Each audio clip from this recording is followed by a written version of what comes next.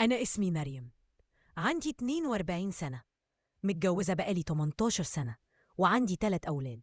اللي يشوفني من بعيد يقول دي ست منظمة وحياتها ماشية بالمسطرة، لكن الحقيقة إني كنت عايشة في قفص من الروتين اليومي. جوزي عادل راجل كويس وبيحبني، بس حياتنا بقت زي كتاب قديم محفوظ ومعروف كل سطر فيه. في مجال الكودينج البيت بتاعها كان على إحدى الطراز نظام أمني معقد، وممرات كتير كلها بتعتمد على الإضاءة الذكية.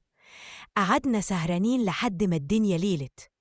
بالليل قمت أدور على مطبخ سمر عشان أشرب مية، نسيت بالضبط مدخل المطبخ من كتر الممرات المتشابهة. النور كان خافت وخطواتي بالشبشب على الأرضية الرخام كانت عاملة زي صفارة إنذار خفيفة في السكون.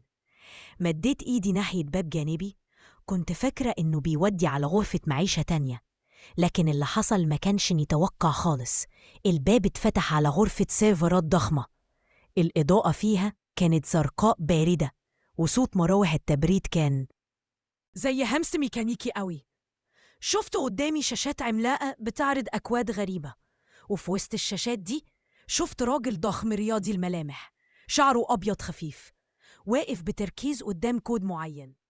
ده مش سمر ومش عادل، ومحدش المفروض يكون هنا. الراجل اللي عرفت بعدين إنه اسمه فاروق ما كانش لابس غير تيشيرت رياضي خفيف، كان باين عليه إنه لسه صاحي أو بيشتغل بتركيز شديد. بصلي بنظرة قوية، نظره خلتني أحس إني اخترقت جدار سري، مش مجرد دخلت أوضة غلط. نظراته كانت حادة زي اللي بيشوف عدو مش ضيف.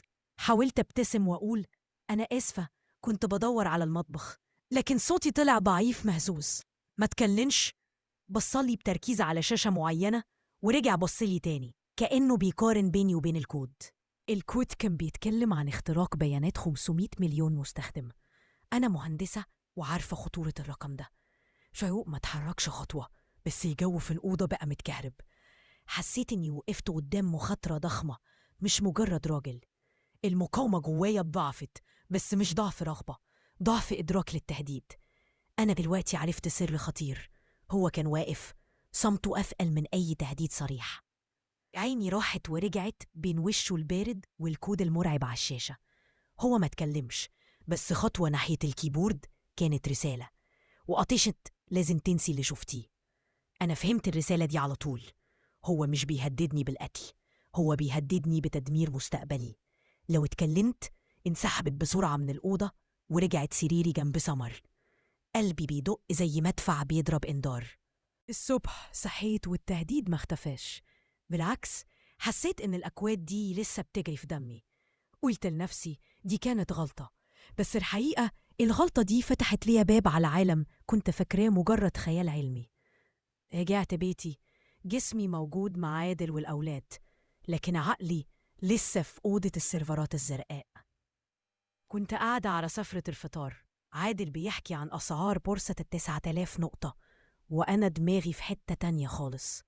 المشهد ما فارقنيش، فاروق اللي واقف قدامي، والكود 500 مليون اللي زي سم بيجري في عروق الشبكة.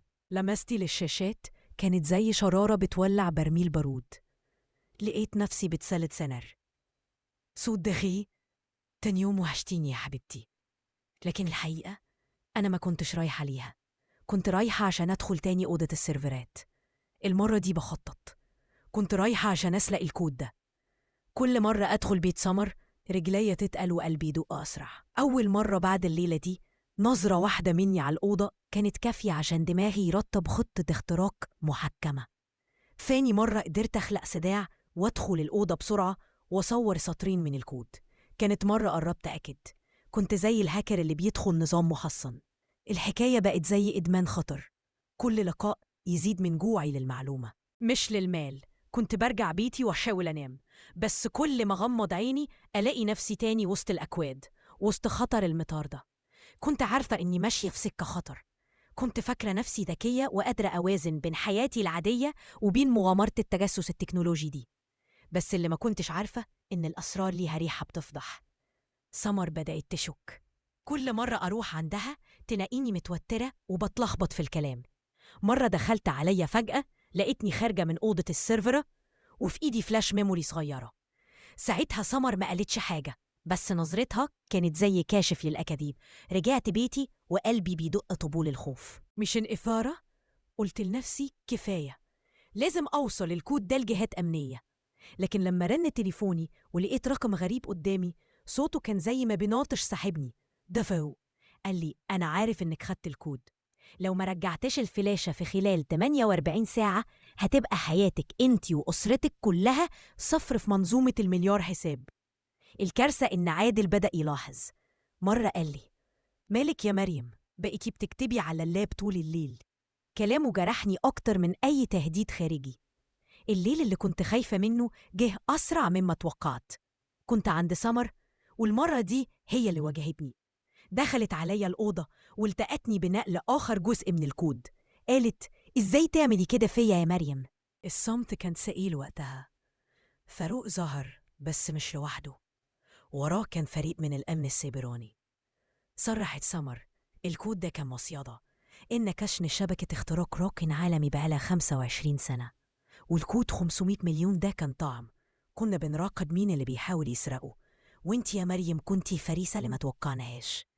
القصة دي بتعلمنا إن الروتين الباطي للحياة ممكن يدفعنا ندور على إثارة، بس مش أي إثارة.